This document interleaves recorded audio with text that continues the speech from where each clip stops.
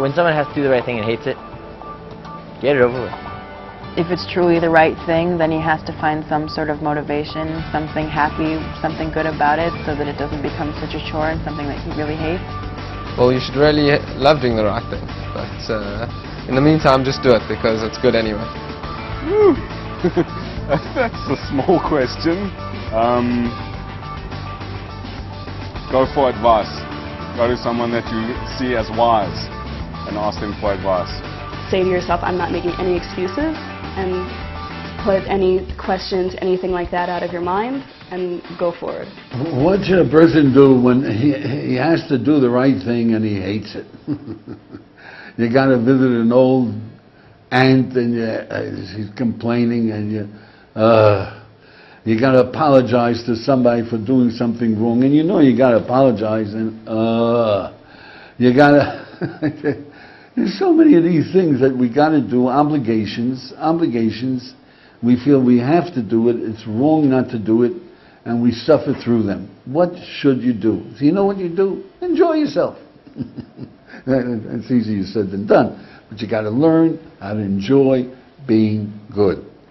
So I give an example, you know, how to enjoy being good. Let's say you're visiting Manhattan. In Manhattan, they have this beautiful boat. It's called the Circle Line. It goes around Manhattan, on the rivers around Manhattan, and the sights are beautiful. And if it's a spring day, it's so gorgeous.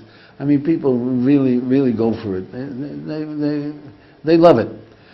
It also happens to be that, you know, going around New York, you go on the East River. The East River happens to be one of the most polluted rivers in the whole world.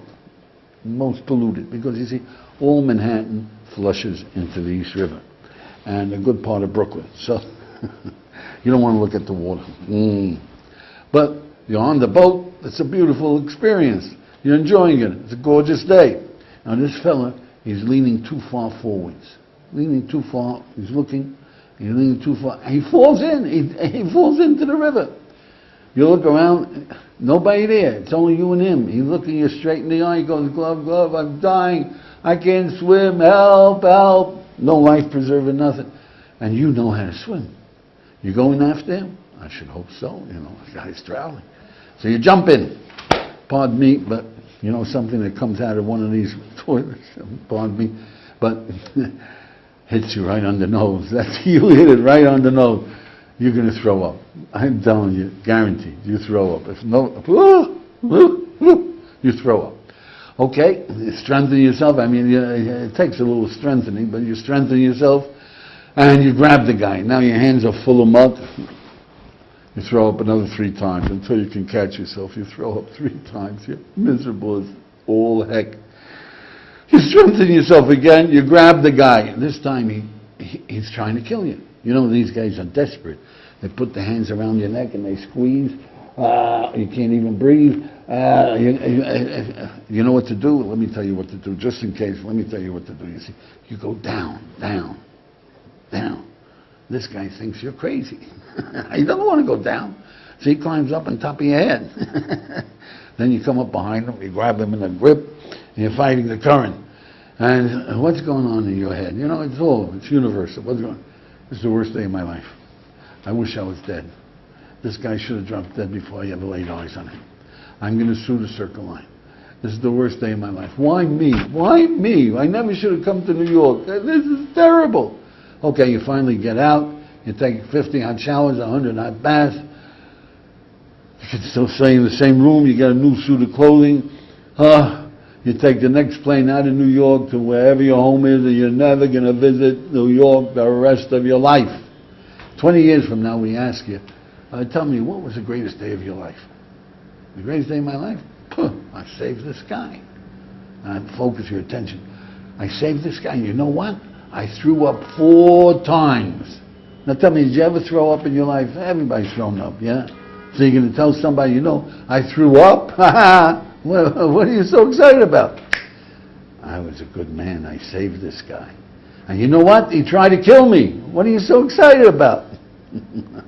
I was a good man. I saved him. You want to meet him? You see, after the fact, it's easy to enjoy being good. The tougher it was, the greater your pleasure. It can be memorable, yeah? But if you try and enjoy it while you're doing it, you got to be a professional. You can't always do the right thing. Well, wait, no, you can always do the right thing. I mean, you can't always be a hero. If I may try to quote Goethe here, but you can always be a man, he said. You can always do the right thing. It's a choice. I call my mother in the morning when I don't want to, but because I need to speak to her and she wants me to call every day. I remember once I took my parents' car for a spin before I had the license, and I scratched it, and I guess I had to tell them that, even though I could have easily got away with it and said that someone else scratched it. Once I was upset with my friend and I started to call her not, and then I decided to call her. I thought it was the right thing to call her, even though I felt like it was a very hard thing for me to do, and in the end I realized it was the right thing to do. One thing that I did that was truly honest and I didn't want to, but I knew I had to, was going to rehabilitation. Being good is heavy. I'm valuable. I'm meaningful. I'm strong. I'm disciplined. It's self-respect. Doing the right thing, just because it's proper, it's like making a beautiful shot. You know, in basketball, you're falling backwards and you throw the ball and it goes in. Wow, that was beautiful, yeah? Or in soccer, I don't know how you stick the ball the right way and you hit it with the nose and it goes in on the... Oh, that was a gorgeous shot. It's being beautiful. It's doing the proper thing. It fits. It gets into the corner. So there are a lot of things that are not obligations, but are obligations because it's proper. See, if you sign a contract and you tell a guy, look, I'll pay you $100 a month for the next 5 years, otherwise you get my house, you get my car, and you garnish my salary. That's an obligation. If you don't do it, you're in trouble. So you just live up to the obligation. But if somebody says to you, you know, you want to buy a home, I'll give you a $10,000 loan. When you have money, you pay me. When you don't have money, that's okay. No pressure. Just enjoy yourself. Yeah.